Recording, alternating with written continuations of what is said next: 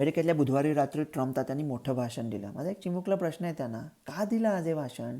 नवीन काहीच नाही बोलले, पण या माणसाच्या उचापत्या बघा. सगळ्या जगातल्या सगळ्या टी व्हीवर सगळी चॅनल एकच बातमी देत आहेत की या भाषणामध्ये काहीच बातमी नव्हती म्हणून. लोकांना कुतूहल काय आहे? इराणशी बोलणी चालली म्हणतात ना, कोणाशी बोलत आहेत हे? खरंच बोलत आहेत का?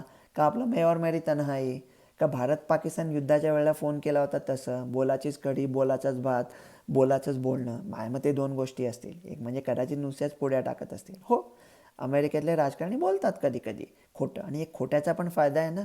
इराणमध्ये 9 कोटी लोक राहतात, त्याच्यापैकी फक्त 30 लाख लोकांकडे इंटरनेट आहे. त्याच्यामुळे सांबाला वाटेल काली असे बोलत आहेत, कालियाला वाटेल हिराशी बोलत आहेत. एकमेकांवर संशय घेऊन एकमेकात भांडाभांडी झाली, आपल्या काकाचं काय जाते?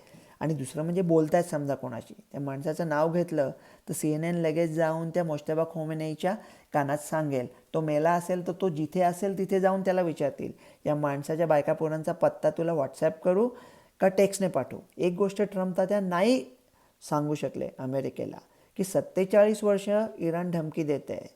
जून 2025मध्ये त्यांचं न्यूक्लिअर उद्ध्वस्त झालं होतं. मग आत्ता हल्ला का केला? करायचाच होता तर जानेवारी 8ला का नाही केला, जेव्हा सगळा इराण रस्त्यावर होता? माय मते तेव्हा इराणच्या जनतेकडून नाही झालं, म्हणून आता इराणने क्षेपणास्त्र बनवू नये म्हणून गेले असतील. पण मग आता सगळे भाव कडालेत ना, मार्केट, ऑइल वगैरे. अरे मार्केटमध्ये गरीब लोक नसतातच, श्रीमंत लोकांना फरक पडत नाही, मध्यमवर्गीयांची कोणाला परवाच नाही. मध्यमवर्गीय असायला काय विचार करू नका हो. आत्ता फक्त मजा करा. आणि ऑइलचे भावसुद्धा भीतीने वाढलेत. भीती कशामुळे येते? बातमीमुळे. बातमी म्हणजे इराण काय काय पराक्रम. अरे कसला पराक्रम? अमेरिकेने 13,500 त्यांची टार्गेट्स ठोकली गेल्या काही दिवसामध्ये. इराणने एक बिल्डिंग जाळली तर 16 चॅनल्स 18 अँगलने तेच दाखवतात. आणि त्या भीतीमुळे तेलाची किमती वाढतात. आणि या तेलाच्या कंपनीने एवढा पुळका आला असेल ना, सद्गतीत झाले असतील ना, तर 4 आठवड्याकरता तुम्ही ₹2 तुमचा नफा कमी करा ना, ते गिधाडं ते नाही करणार.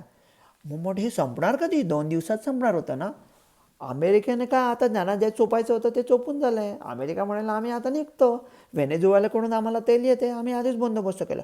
अरे काय कमाल. मग होर्मुजचं काय? होर्मुजचं काय?